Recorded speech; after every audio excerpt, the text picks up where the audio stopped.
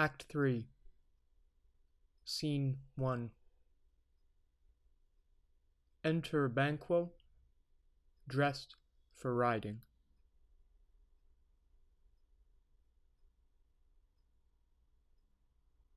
He's speaking about Macbeth here. Thou hast it now. King, cawder, glamis, all, as the weird women promised. And I fear thou playedst most foully for it. Yet it was said it should not stand in thy posterity, but that myself should be the root and father of many kings. If there come truth from them, as upon thee, Macbeth, their speeches shine, why, by the verities on thee made good, may they not be my oracles as well, and set me up in hope? But hush, no more. Senate sounded. Enter Macbeth as king, Lady Macbeth as queen, Lennox, Ross, lords, and attendants. Here's our chief guest.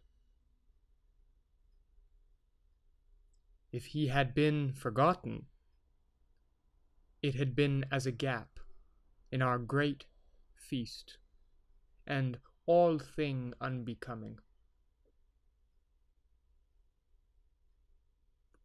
Tonight we hold a solemn supper, sir, and I'll request your presence.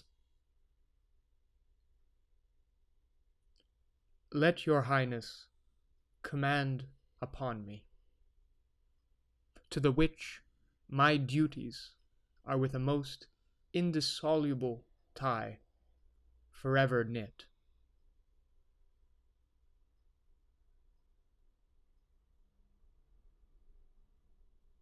Ride you this afternoon? Aye, my good lord. We should have else desired your good advice, which still hath been both grave and prosperous in this day's council. But we'll take tomorrow. Is it far you ride? As far, my lord, as will fill up the time twixt this and supper. Go not my horse the better, I must become a borrower of the night for a dark hour or twain.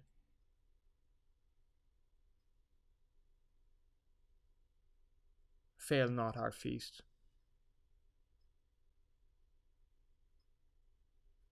My lord, I will not.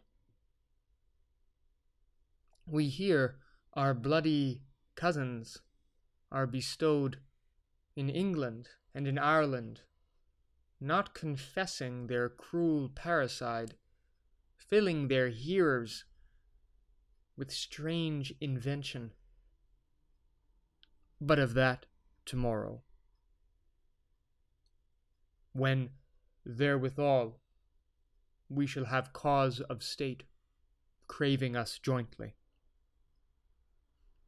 Hie you to horse. Adieu, till you return at night. Goes Flance with you? Aye, my good lord. Our time does call upon's.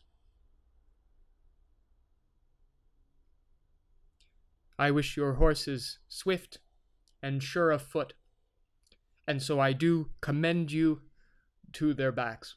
Farewell. Banquo exits. Now Macbeth speaks generally to those who are present. Let every man be master of his time till 7 at night. To make society the sweeter welcome, we will keep ourselves till supper time alone. While then, God be with you. Exit all but Macbeth and a servant. Sirrah, a word with you. Attend those men our pleasure? They are, my lord, without the palace gate. Bring them before us. The servant exits. To be thus is nothing, but to be safely thus. Our fears in Banquo stick deep, and in his royalty of nature reigns that which would be feared. 'Tis much he dares, and to that dauntless temper of his mind he hath a wisdom that doth guide his valour to act in safety. There is none but he, whose being I do fear, and under him my genius is rebuked, as it is said Mark Antony's was by Caesar.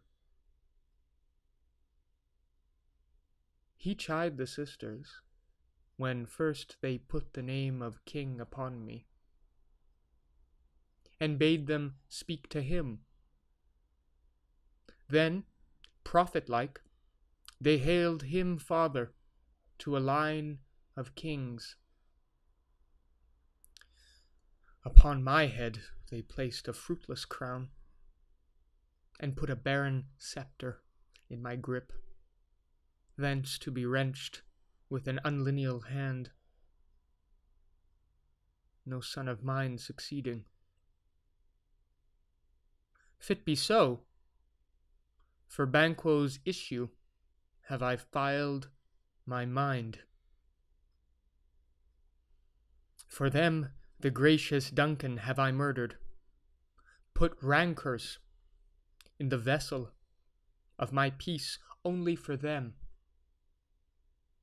and mine eternal jewel given to the common enemy of man, to make them kings, the seeds of Banquo kings. Rather than so, come fate into the list, and champion me to the utterance. Who's there? The servant enters, and the two murderers.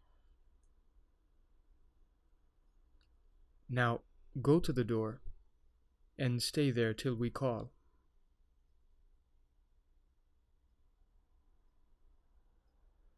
The servant exits. Was it not yesterday we spoke together? It was, so please your highness. Well then, now, have you considered of my speeches? Know that it was he, in the times past, which held you so under fortune, which you thought had been our innocent self. This I made good to you in our last conference. Passed in probation with you, how you were borne in hand, how crossed the instruments who wrought with them,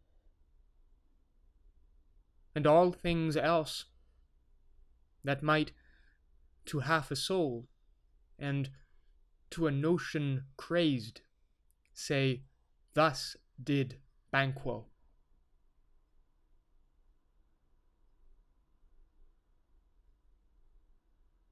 You made it known to us. I did so, and went further, which is now our point of second meeting. Do you find your patience so predominant in your nature that you can let this go? Are you so gospeled to pray for this good man and for his issue, whose heavy hand hath bowed you to the grave and beggared yours forever?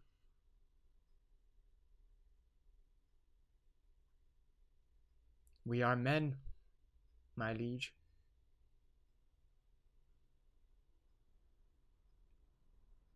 Aye, in the catalogue ye go for men, as hounds and greyhounds, mongrels, spaniels, curs, chouse, water, rugs, and demi-wolves are clept all by the name of dogs. The valued file distinguishes the swift, the slow, the subtle, the housekeeper, the hunter, every one according to the gift which bounteous nature hath in him closed, whereby he does receive particular addition from the bill that writes them all alike. And so of men.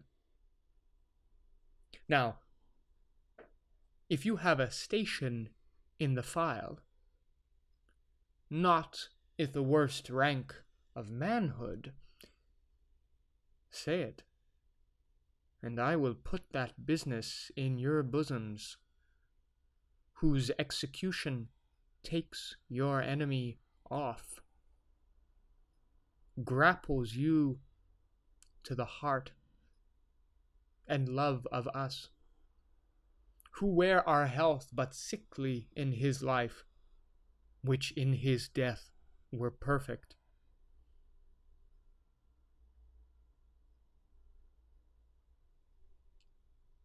I am one, my liege, whom the vile blows and buffets of the world hath so incensed that I am reckless what I do to spite the world. And I another, so weary with disasters, tugged with fortune, that I would set my life on any chance to mend it or be rid of it. Both of you know Banquo was your enemy. True, my lord.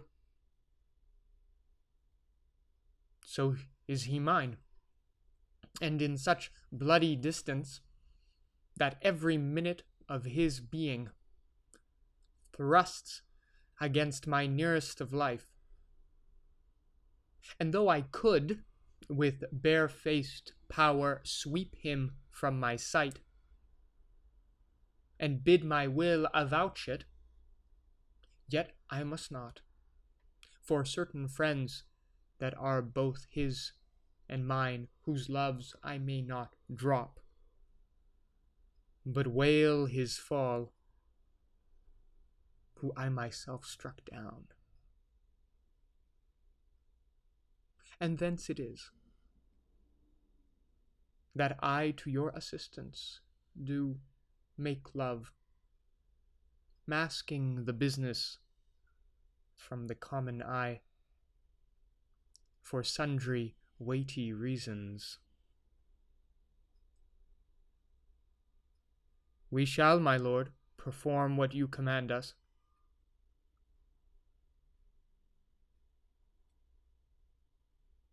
Though our lives,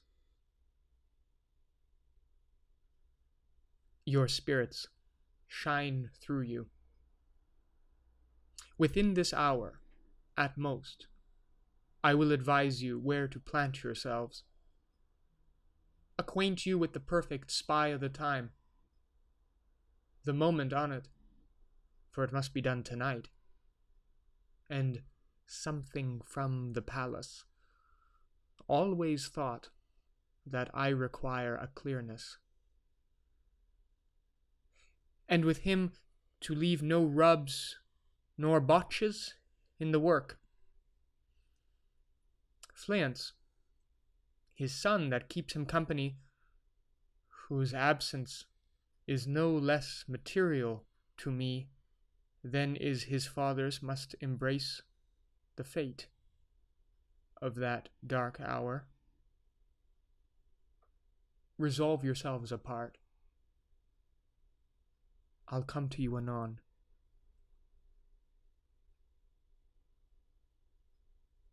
We are resolved, my lord.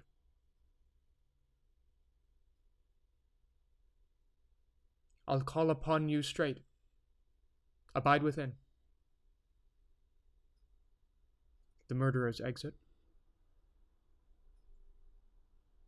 It is concluded. Banquo, thy soul's flight, if it find heaven, must find it out tonight. Macbeth exits.